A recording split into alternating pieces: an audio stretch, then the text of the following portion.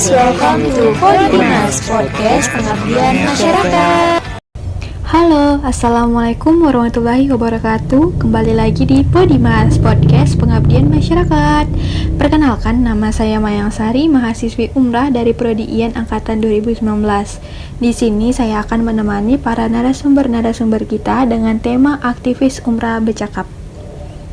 Nah, pada penasaran kan apa itu aktivis? Sedikit saya jelaskan, aktivis itu ialah mereka yang pada saat di dunia kampus tidak hanya fokus belajar di ruang kelas saja, hanya untuk mengejar IPK serta lulus dengan cepat. Tetapi mereka orang-orang yang berada di garis terdepan untuk memperjuangkan hal-hal yang menurut mereka benar dan menindak hal-hal yang salah dan tidak sesuai dengan idealisme mereka.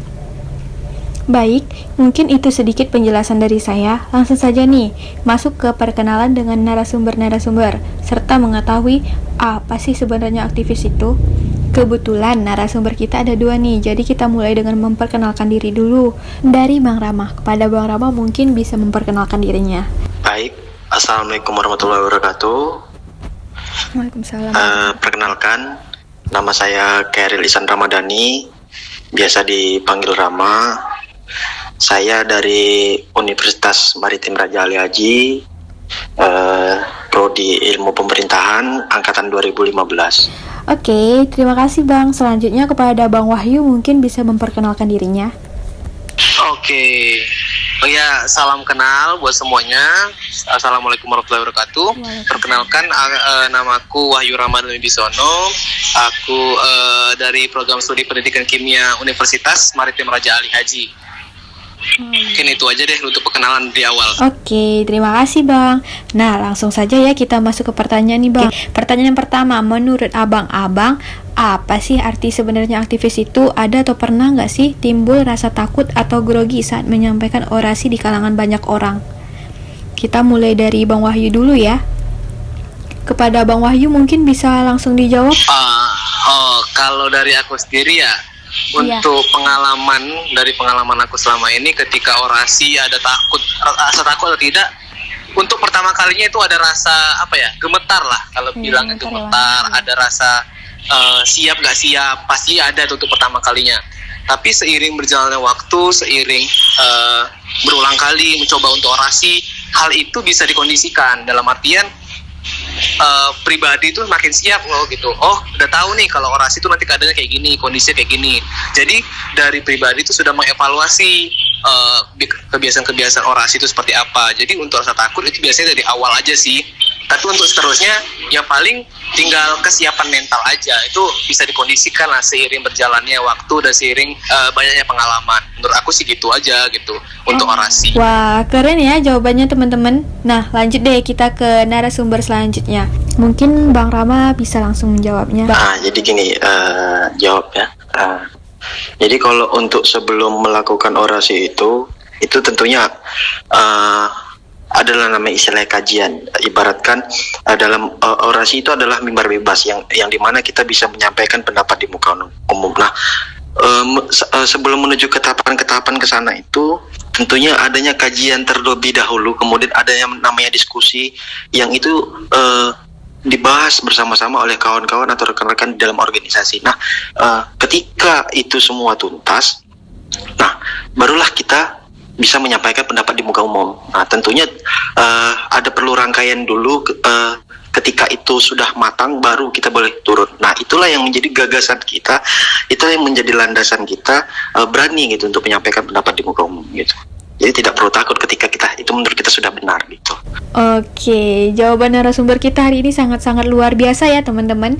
Kita masih ada beberapa pertanyaan, jadi untuk teman-teman podcast kita tetap stay ya. Oke, lanjut ke pertanyaan yang kedua. Saat menyampaikan orasi, kebanyakan orang menganggap orang tersebut luar biasa dan mempunyai public speaking yang keren. Jadi, ada tips nggak nih dari abang-abang buat para pendengar podcast kita kali ini agar penyampaian kita saat orasi itu benar tanpa takut salah saat melontarkan ucapannya nih Bang. Oke, kita mulai dari Bang Wahyu, Bang Rama dulu nih. Gimana nih Bang? Kita ganti lagi ya, kita ceng. Yang pertama tadi Bang Wahyu, sekarang Bang Rama. Oke. Kepada Bang Rama mungkin bisa langsung menjawab. Mungkin penyampaian public speaking ya, Bang. atau orasi gitu ya. Nah, jadi kita nih sebagai mahasiswa gitu ya, tentunya khususnya untuk mahasiswa. Nah, untuk menjadi landasan awal itu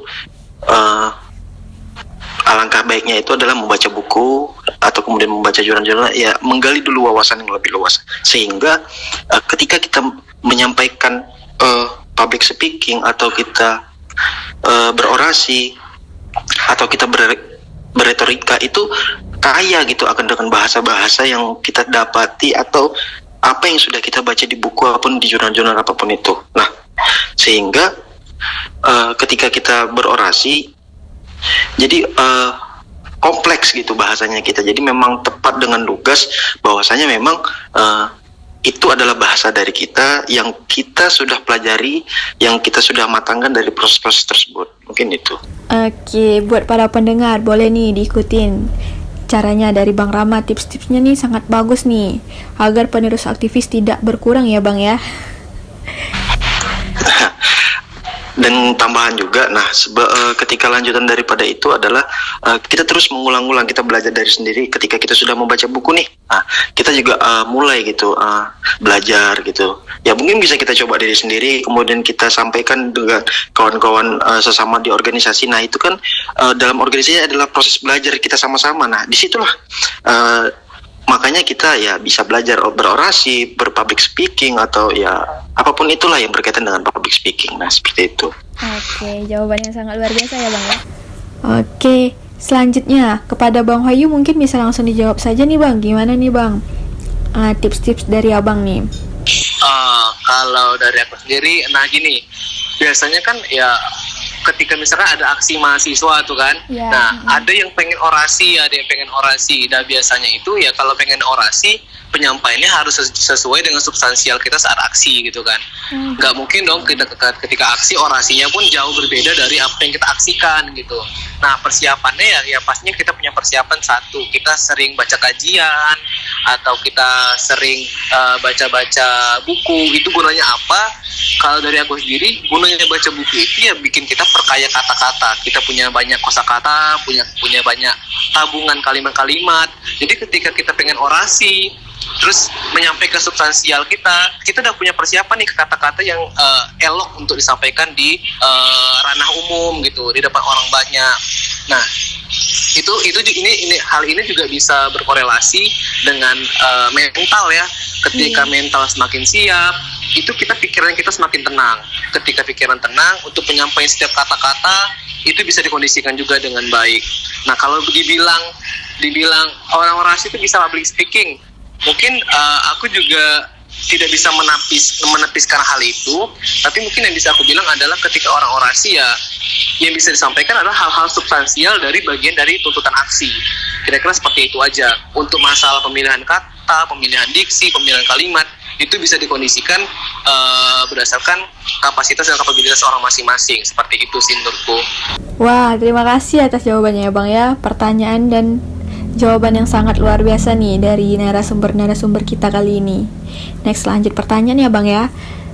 Apa impact yang didapatkan selama menjadi anak aktivis? Mungkin bisa langsung dijawab ya. Nah, kita mulai dari siapa dulu nih?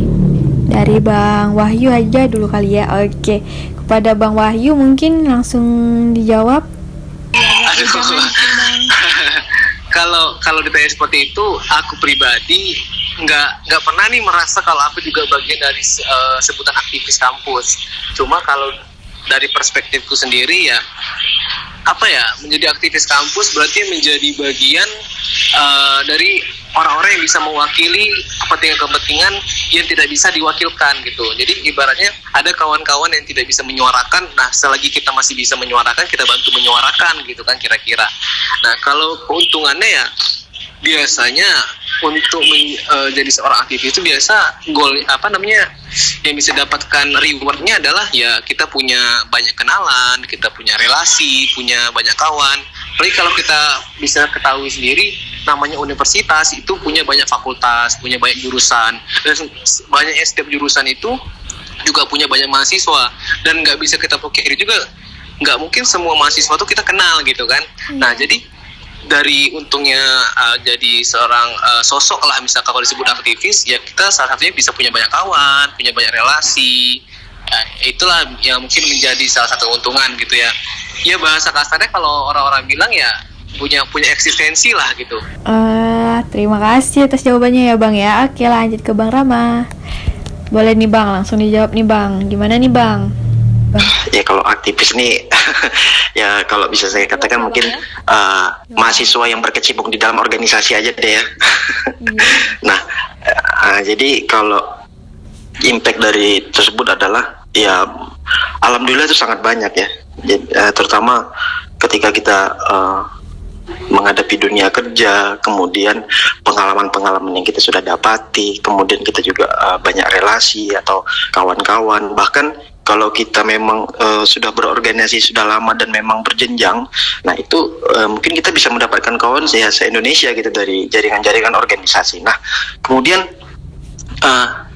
impact dari organisasi tersebut ya luar biasa gitu, terutama untuk yang nantinya kita akan terjun ke dunia kerja. Nah, di situ ketika kita terjun ke dunia kerja, dari apa yang kita sudah dapati organisasi itu semuanya akan kita akan terapkanlah di situ, ibaratkan kita implementasikan di dunia kerja. Contoh, ketika kita bekerja di bagian yang memang mengenai public speaking, kemudian kita belajar di administrasi, apapun itu kita bekerja di administrasi. Nah, itu kan hal-hal atau proses-proses yang memang sudah wajib, itu memang ada didapatkan di organisasi. Jadi banyak sekali lah manfaatnya. Mungkin salah satunya itu gitu, salah satu dari sekian banyaknya manfaat dari organisasi gitu.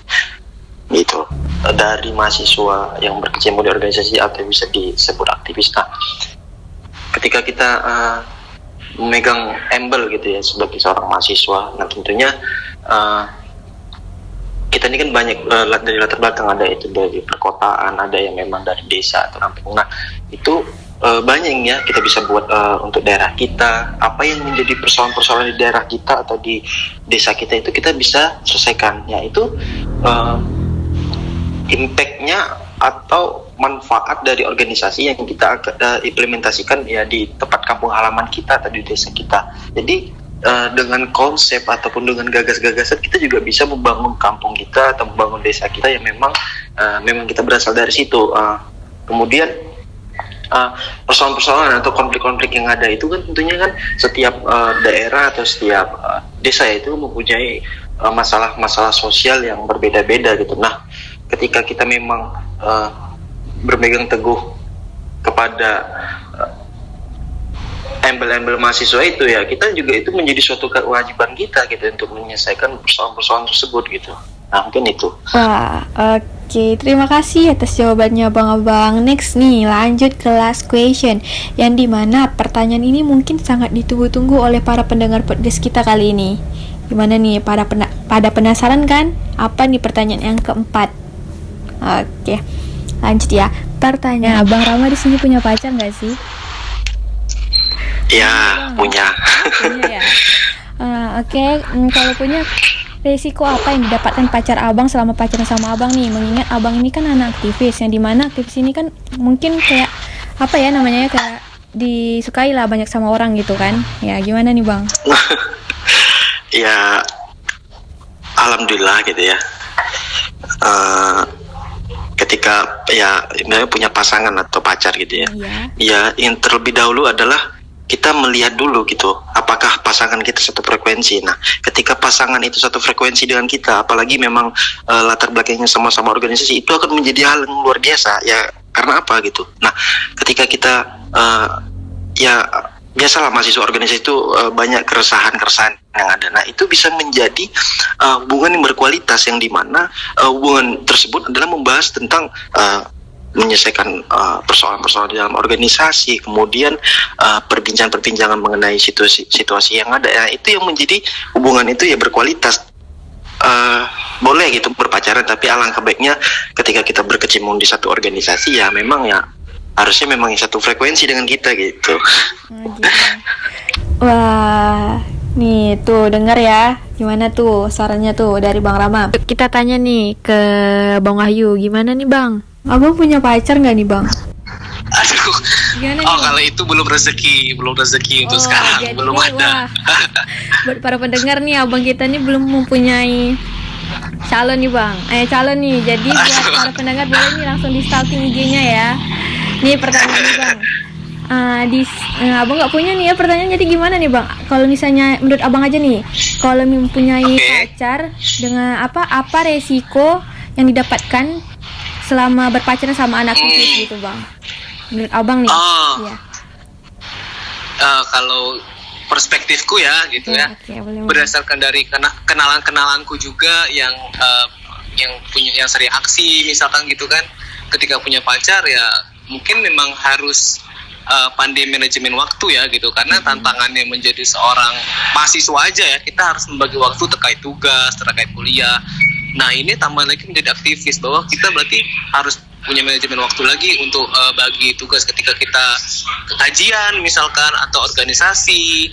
Nah itu kan pasti banyak kegiatan-kegiatan yang menuntut waktu kita gitu. Nah untuk membagi waktu untuk pacar sendiri ya mungkin itulah dampak efeknya, tentang bagi waktu, terus tentang ketemuan ya, ibaratnya bagi waktu lah itu intinya. Iya bang. Oke bang. Oke, terima kasih atas waktunya hari ini abang-abang. Mungkin cukup sekian podcast kita kali ini. Saya ucapkan terima kasih buat abang-abang yang sudah bersedia mengisi podcast kita kali ini. Semoga kedepannya bisa bertemu lagi di podcast Siap. Sama-sama. Selanjutnya saya akhiri dengan wabillahi taufik walhidayah. Wassalamualaikum warahmatullahi wabarakatuh. Oke, bye-bye. Waalaikumsalam warahmatullahi wabarakatuh.